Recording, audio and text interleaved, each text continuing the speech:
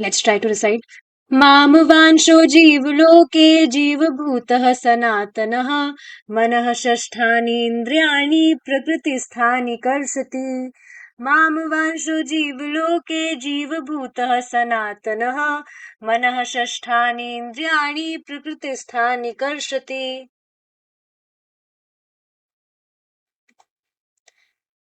The living entities in this conditional world are my fragmental parts, and they are eternal. But due to conditioned life, they are struggling very hard with the six senses, which include the mind. Bhagavad Gita 15.7. So, you will see our senses, uncontrolled senses, is the only reason of all our troubles, all our sufferings. Is it not?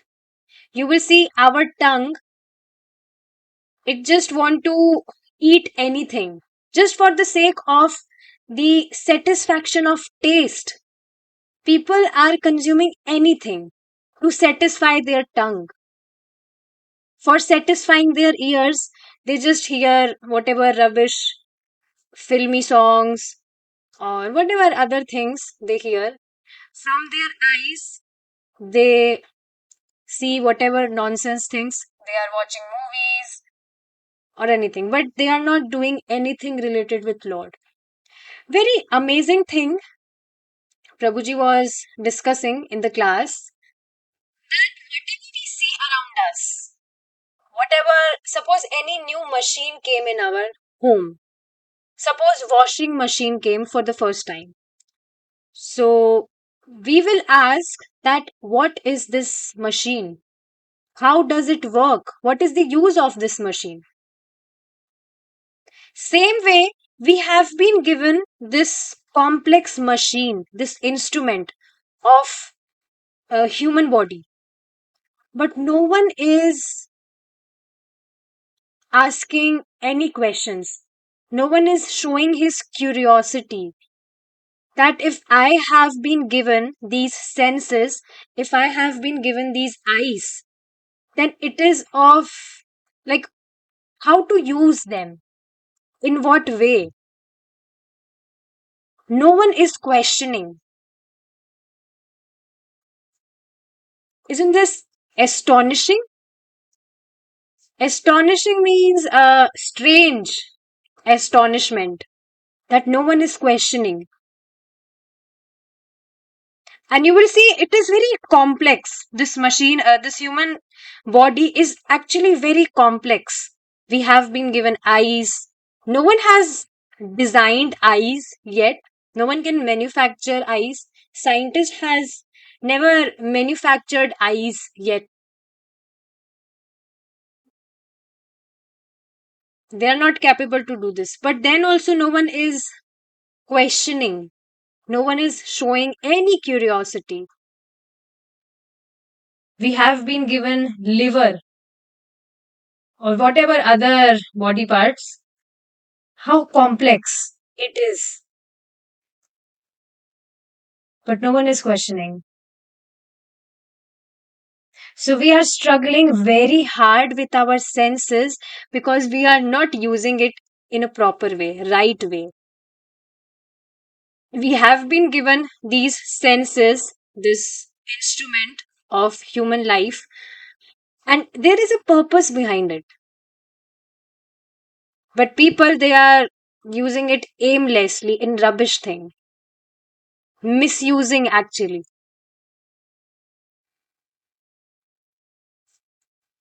So there is one more interesting chanting prompt on this shloka. Let me just read it. It will not be visible on the screen, but it is visible to me. All of us talk to ourselves. There is a constant chatter that goes on in one's mind that rare subsides. This little voice can be heard either encouraging or discouraging oneself. We won't allow anyone else to sabotage our efforts with constant negative commentary. So, why should we allow our minds to do that? We can be aware of our real self worth and love ourselves, or in ignorance, put ourselves down. But if we cannot love ourselves, then how can we love others? So, you will see whenever we tend to do anything, that can be anything. So, you will observe one thing, you can observe this today only. You will see that there is someone who is pushing you to do any particular thing. You will like observe that there is a little voice who is encouraging you or discouraging you to do any particular thing. That is our mind. It acts like a person who is uh who is kind of instructing us that if you will do this, you will be satisfied. No, no, if you will go there, then that might be harmful for you, that might be dangerous for you. So there is some little voice can be heard which is either encouraging us or discouraging us for whatever thing. Our true ego is to know that we direct parts and parcels of Krishna. We are his energies and we belong to him. He accepts us as his own despite anything. This is our greatest source of self worth or self love.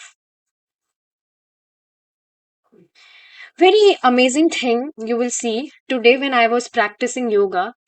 So, I practice it by watching certain videos. So, I was watching one video from Sattvic movement only.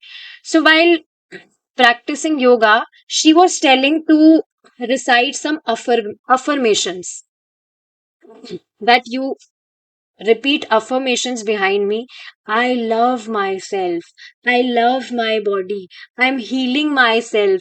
Such affirmations, people they often recite such affirmations so that they may get some positive vibes. I love myself, or I have ability to give love to others. But one should understand this thing that our true ego is to know that we are direct parts and parcel of Krishna. These things cannot be done artificially. Even if we are uh, speaking any affirmations that I love myself, I have ability to give love to others, but this can't be this cannot come in action, practical action, until we work on our roots, that is to love Krishna. And you will observe this thing that from the day we started loving Krishna, means we started serving Krishna, whatever we do, when we put Krishna in center, then we automatically, you know, automatically we automatically become compassion about others also. So these things cannot come artificially in actions. Even if we are speaking any sort of affirmations, I was thinking this thing that she's telling that you just speak these affirmations, but these does not work. These can work on a temporary, for a specific period of time, but not permanently. For permanent solution, we have to work on invoking our relationship with Lord. We are his energies and we belong to him. And if he will not get this knowledge by hearing scriptures, then he will not be able to work on his root. Despite he will He will be just chasing for temporary solutions. And temporary is always temporary for a specific period of time. And anyone who is understanding this thing that we are fragmental part of Krishna, we are energies of Krishna, we belong to Krishna. This is actually the greatest source of self worth, self love. Then only we will be able to care for ourselves. See, whenever we are serving Krishna, we are also. If we are serving Krishna, that means we are actually pampering our soul. We are soul, so we are actually working on ourselves when we are serving Krishna.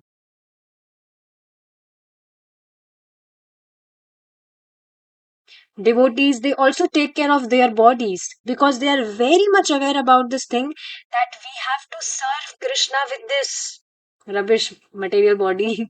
But yeah, if we are putting this body in service of Lord, then this is also very nice thing. Otherwise, this body is of no value. So, this is the greatest source of self worth and self love. Love towards other human beings, not only human beings, but other living beings. Today, Prabhuji was discussing class. So, you will see Krishna, Lord Krishna, he is saying that you should pay your obeisances even to a donkey. About this thing that I am reciting in his heart as well.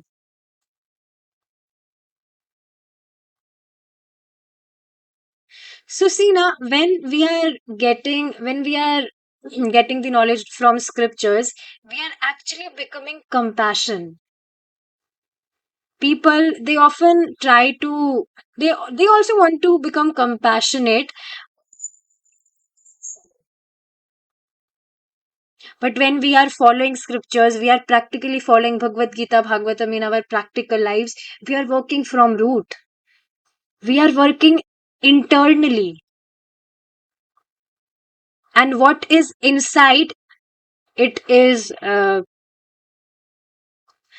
it is visible outside. It is clearly visible. So this is quite amazing. We can experience, I'm reading that chanting prompt only. We can experience the greatest spiritual ecstasies in loving service to Krishna. Today, one devotee was texting me. She texted me, Mataji, I'm dancing for Krishna today. So, see, even we are not at that stage, we are not like we are still fallen condition, but then also we experience greatest spiritual ecstasy only. This is ecstasy only, means not great ecstasy, but yeah, if we are serving Krishna, then we automatically become so much happy, so much satisfied, blissful is the exact right word. We ourselves don't understand this thing, that means that feeling, that time, it is just great, isn't it? And you will observe this thing that earlier, when whatever things we were doing, whatever whatsoever, we were not experiencing such feeling before. So we can experience the greatest spiritual ecstasies in loving service to Krishna, and real self love is to make oneself qualified to love Krishna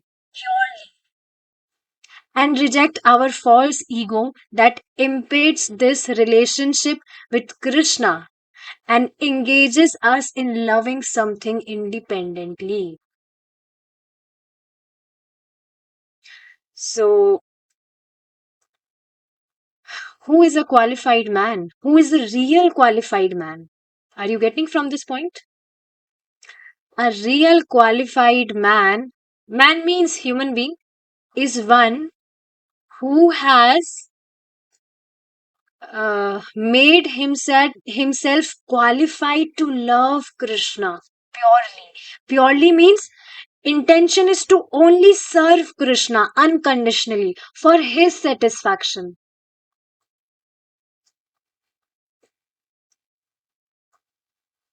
Sometimes you will see that, of course, we are not on that great stage, but then also you might realize that people, they often desire for materialistic things, but they are not understanding that those materialistic things, they are so poor actually.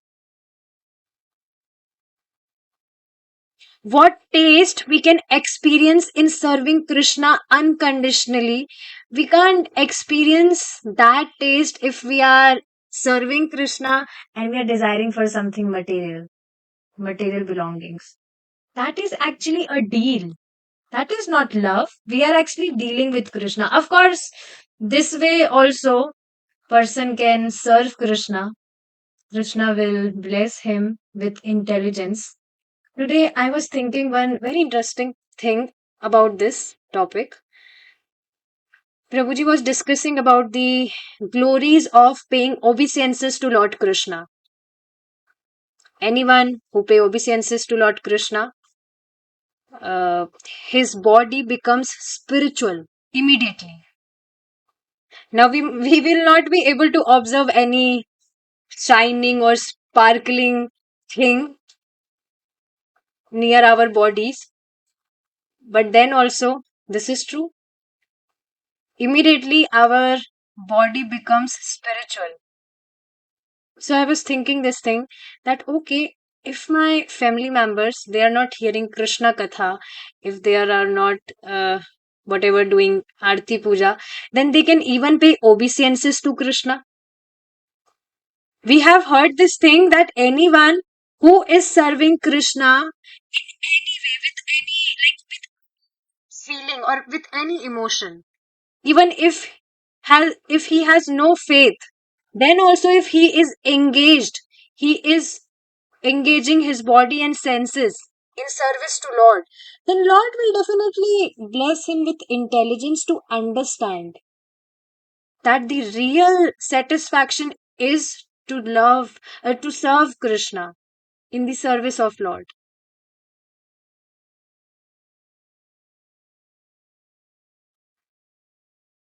So you can actually deal with any of your friends or whatever who are familiar with you or who are frank with you. If they ask you for any work, I used to do this, I do this now also. If they ask me for anything, that will you do this service for me?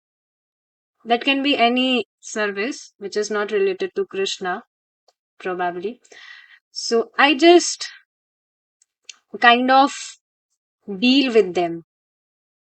Means I do a deal that okay, I will do this, but what will you do for me?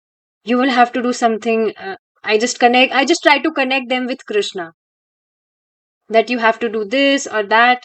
So this way also, if you are like putting any condition and you are engaging anyone in service to Lord, then also their um, their love will increase for Krishna. Their sukrit will increase. Now I'm not getting what we call sukrit in English, but however, you might be understanding this thing. All right. So yes, the only qualification that we develop love for Krishna in our heart. We want to serve Krishna and reject our false ego that impedes this relationship with Krishna. Means rejecting all those things which has nothing to do to please Krishna. The way we talk to ourselves shapes what we become and how we feel. So, if we can't stop the mental chatter while chanting, at least somehow connect all that with Krishna. Tell him, ask him, complain to him, etc., and become more conscious of him in our chanting. Wow. This is quite amazing as it is a chanting prompt. So that's why this shloka is directing us on how to do an attentive chanting. So see, when we chant, this is obvious that we can't stop our mental chatter. So many thoughts come in our mind and we just engrossed in them. So while chanting, at least what we can do, we can somehow connect all our thoughts with Krishna. We might, we can like ask Krishna about something. We can see what it is written here. Tell him, at least somehow connect all that with Krishna. Tell him, ask him, complain to him, etc. Means try to connect with Krishna. Maybe that time you may remember any pastime of Krishna. And this you will see automatically, this also, these thoughts also come in our mind. Sometimes, if we have heard any pastime of Krishna, then we will suddenly remember that also. Or maybe something happened with you, which you are able to observe that it is the reciprocation of Krishna. So you may think about that. Means no one is telling you to divert your mind. Idea is to chant attentively only. Our whole concentration should be in attentive chanting, in hearing every holy name of Lord very attentively. But then also, if we are not able to stop our chatter, all the thoughts are coming, then we can at least try to connect it with Krishna and become more conscious of him in our chanting. So in last, this is quoted by Srila Rup Goswami from Padyavali. Hey Madhav, my mind is like a horse racing along on the path of the senses. Agree? Our senses are like running horses. And every day a thousand whips of material miseries are lashing this horse. Now this is quite heavy.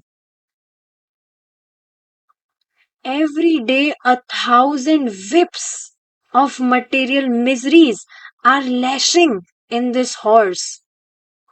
That horse is being beaten with the material miseries.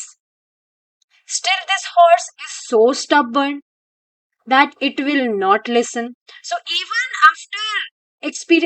even after so many sufferings, even after so many miseries, then also this horse is so stubborn. Means our senses, they are exploiting us every single day. We are getting material miseries only, but then also our senses are so stubborn that they don't listen. They are not coming in control. Oh Lord, please take the rope of your devotion and tie his neck to the pillar of your lotus feet. Hari bol. This is so beautiful, isn't it? That you, oh Krishna, you just take the rope in your hand of your devotion, this rope of your devotion, you just take it in your hand and you please tie the neck of this horse to the pillar of your lotus feet. It's very beautiful. So this was chanting prompt. So there is a group, WhatsApp group WhatsApp group of Yashomati Mataji. Yashomati Mataji is a disciple of Srila Prabhupada. So we devotees, we interact with her. She shares such chanting prompts every single day. So today, coincidentally, of course, it was not a coincidence. We are discussing this shloka only 15.7 here. And today only Mataji shared this chanting prompt. So I discussed here. So anyone who wishes to join this group may text me. I will add. Okay. So yes, moving forward, let's just move forward. In the Brahma Samhita, Lord Brahma explains that if we are looking for God, here is God. Now, Brahmaji is quoting this. The shlok is from Brahma Samhita. We will discuss this tomorrow. Okay. Let's just recite this shloka once. This is very amazing shloka. Prabhuji often recites it. Let's just try. प्रेमान् प्रेमाञ्जन् छुरितभक्तिविलोचनेन सन्तः सदैव हृदयेषु विलोकयन्ति यं श्यामसुन्दरम् अचिन्त्यगुणस्वरूपम् गोविन्दमादिपुरुषं तमहं भजामि.